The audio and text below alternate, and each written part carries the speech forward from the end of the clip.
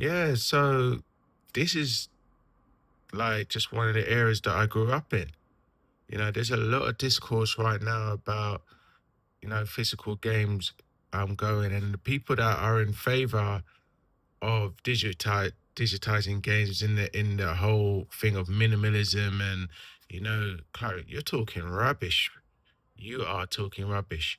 I mean, this is just one of the collections. I grew up in the Amstrad era, Commodore Amiga. Do you know what I mean? Spectrum ZX, yeah, with the tapes loading, wearing. Then I copped a Super Nintendo. I remember when I first got that, 'cause I was balling because I never got the Sega Mega Drive or the Master System. And then my dad pull up, RIP, with the Super NES. Oh my gosh. And I remember one Christmas HMV, yeah. He took me to go get that Zelda game, Link to the Past. I might have butchered that. Yeah. Bong. That was one of the greatest Christmases ever. Yeah, because man, if you know, you know. Then following on from that, when they released the N64, yeah, I'm kind of upset because some of the games I kind of gave away to cousins, and that's the other beauty about physical games. And when your little cousins come round, and you grow up and you get the next machine, and they're into gaming, and you say, "Hey, hold that GameCube." Do you know what I mean? Or hold that Super Nintendo with the Street Fighter. I mean, I don't speak to him no more, but and I wish I kept it, but good intentions, good heart. Do you know what I mean? But look at this. Just look at it. Yeah. What you know about taking a cartridge and blowing it, putting it right back in, loading it up. Yeah? That was an era. What do you know about putting the golden and the other thing?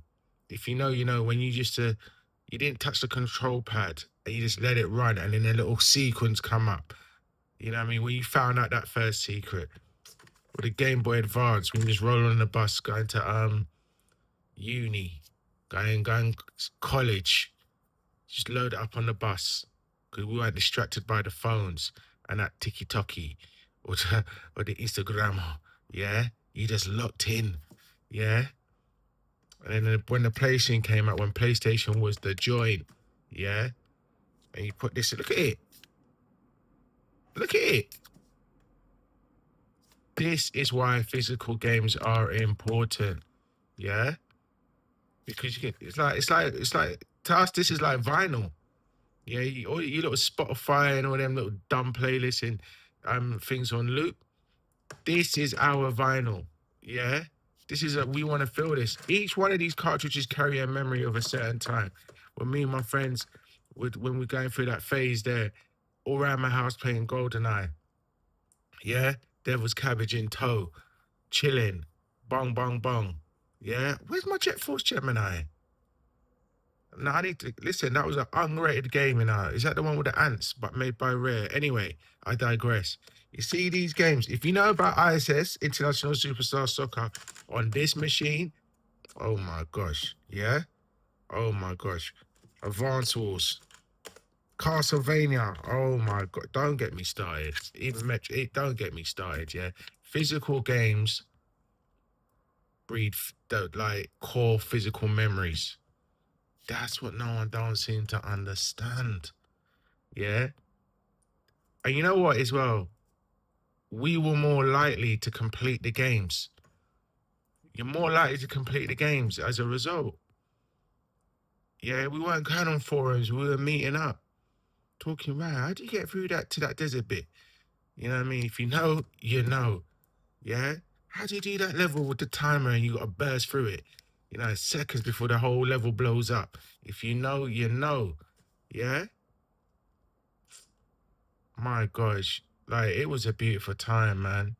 And it still is. We need physical games because we need these memories. We want to like we're more likely to finish games if the percentage of games are not being completed because we just got this library of games going on, and it's almost like too much choice means no choice at all.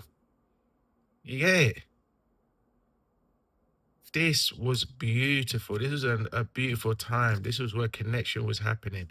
And we got to keep physical games primarily to keep the core vibe of gaming, of the gaming culture alive. This online thing, I understand it can be, and it has its place, but give us the choice. Give us the choice, because it's moving mad. And you know what? To be honest with you, you're cutting cost by not having physical games, but you're charging more. May that make sense? Yeah. So you're capitalizing on gamers now. You're monopolizing on gamers, and that's why some games that should get made ain't getting made. If you think about the layoffs, the quality games that are coming out, it's crud.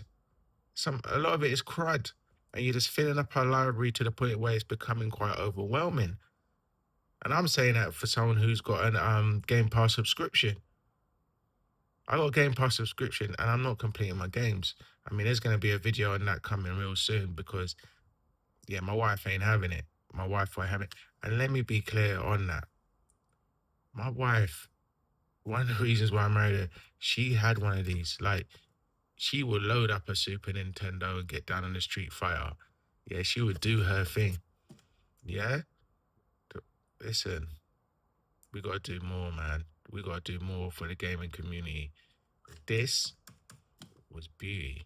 I mean, put some comments down in the chat. Let me know your thoughts on it. But to round up, to conclude, physical games literally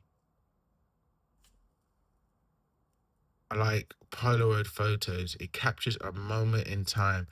And for those that are going through it, mental health, whatever, etc., or just want to just look back on a time fondly, we need to be able to have this. Yeah, we need to be able to have this to say, you know what? I remember that. I remember my friendship group. Yeah, I remember those times when the world didn't seem like it was moving to middle finger you every time. Yeah? Leave us alone, man. You budget money counters, you Scrooge McDucks. Leave us alone, man. Let us live, man. Let's leave us. Because the same way you are trying to mash up the music scene with your playlist, and Vine's got resurgence. Same way you're mashing it up with gaming. And we don't want that. We as a gaming community want to be able to say, yeah, I captured that. I've got that memorabilia because that game spoke to me. That game spoke to me. You know what? Furthermore, yeah, I never completed Dark Souls, but I respected it, and I got the edition that gave me this book. Yeah, I look at this from time to time because I look at the art. You know, that's what I'm saying. Gaming is art. I don't want no crypto or version of the art. I want the art. I want to be able to say I've got a piece of. Are you telling me this game ain't art? You telling me this game ain't art? I own a piece of art. This ain't going nowhere. It's funny how I kept it over 20, 30 years. How I've kept it. Come on. Stop mashing up the gaming scene and leave us with our physical copies.